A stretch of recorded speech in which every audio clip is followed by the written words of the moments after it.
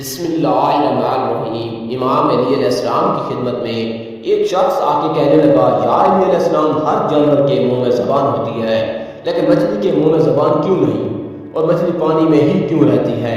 بس یہ کہنا تھا کہ امام علی علیہ السلام نے فرمایا، اے شخص یاد رکھنا، اللہ نے مچھلی کے منہ میں زبان بھی دی تھی اور اس کو یہ طاقت بھی دی تھی کہ وہ خشکی پہ چل سکے، لیکن افسوس اس نے خود پہ ہی ظلم کیا۔ وہ کہنے لگا، یا علی علیہ السلام، کون سا ظلم؟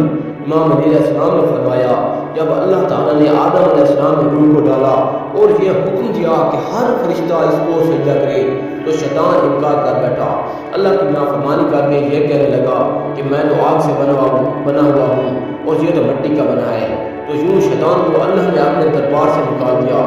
وہ بدصورت بن کے زمین پہ جیسے گرا، انسان سے حسد اور نفرت کے ساتھ چیخنے لگا اور ہر کسی کو بتانے لگا کہ انسان اس زمین پر ظلم کرے گا۔ اے شخص، اس وقت مچھلیاں زمین پہ بھی چلا کرتی تھی اور پانی میں بھی رہا کرتی تھی، اس کے منہ میں زبان بھی ہوا کرتی تھی۔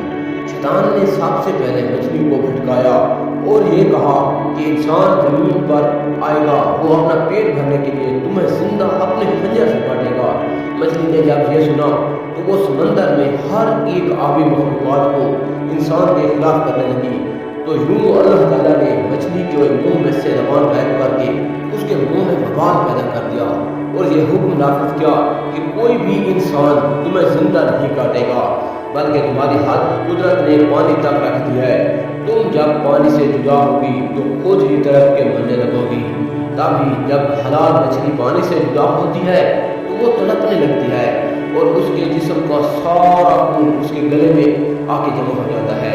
اس لیے مچھلی کو ذبح نہیں کیا جاتا، کیونکہ ذبح کرنا اس لیے واجب ہے تاکہ جانور کی رگوں کا سارا خون گوشت سے الگ ہو کر بہہ جائے۔ اللہ نے مچھلی پہ یہ قانون نافذ کر دیا ہے کہ وہ جب پانی سے جدا ہو کے تڑپتی ہے تو مچھلی کا سارا خون مچھلی کے گلے میں آ کے جمع ہو جاتا ہے اور مچھلی کا گوشت خون سے پاک ہو جاتا ہے۔